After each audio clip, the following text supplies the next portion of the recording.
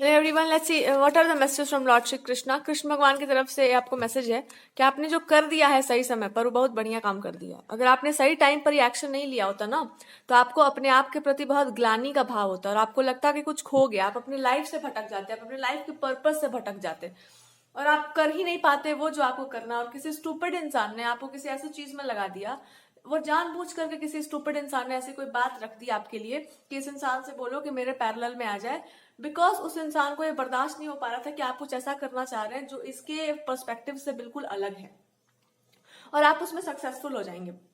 सो ये इंसान आपको अपने जैसा बनाने के लिए, the person was trying to put you into a box, but God से वो बर्दाश्त नहीं हुआ and God is telling you कि वापस अपने जोन पे चले जाओ। जो भी आपका रियल जोन है, जो भी आपका रियल जीने का तरीका है, उस पर वापस चले जाओ। कोई जरूरत नहीं किसी के लिए बहुत त्यागी बनने का, बलिदानी बनने का या प्रेमी बनने का, बिकॉज यहाँ पर कोई त्याग, बलिदान और प्रेम नहीं हो रहा है। इन लोगों को खुद भी नहीं पता है कि लोग अपनी लाइफ में क्या चाहते हैं और क्या नहीं चाहते हैं।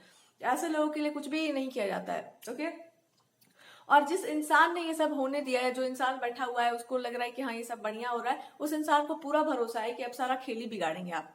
बिकॉज उसको समझ में आता है कि you are a justice lover person. जहां पर भी कहीं भी इनजस्टिस हुआ कि आप बैंड बजा देंगे सबका, और वो इंसान का पर्सपेक्टिव बिल्कुल जीत गया, आपने बैंड बजा दिया सबका। सो गॉड इज टेलिंग यू कि बस यही उम्मीद था तुमसे, और ये काम तुमको अगर आप पहले कर लेते ना, तो आप शायद बहुत सारी चीजों को सीख नहीं पाते जो आपको सीखने को मिला है। अब आपने दुनिया को अच्छे से देख रखा है, अब आपने प्रॉब्लम समझ रखी है कि आखिर प्रॉब्लम का जड़ कहाँ पर है। और जब आपने ये जड़ पकड़ लिए ना, और अब आप जो आप काम करने वाले हैं, अब यहाँ पे ये बढ़िया तरीके से जस्टिस आपके साथ होगा और हर सिचुएशन में होगा। और जिस इंसान ने ये हरकत की है ना आपके साथ, उस इंसान को लिटरली भगवान जी बताने वाले हैं कि तुम बेटा, तुम चरणों में आओ, तुम्हारे पास दूसरा कोई उपाय नहीं है अब। क्योंकि अगर आप वहां नहीं पहुंचेंगे तो आप उनका बैंड बजाएंगे बहुत बढ़िया से।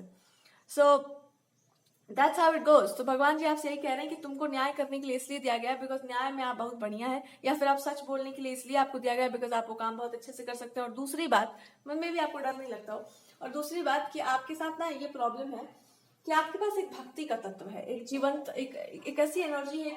आपका मतलब जीने का तरीका ही वो है।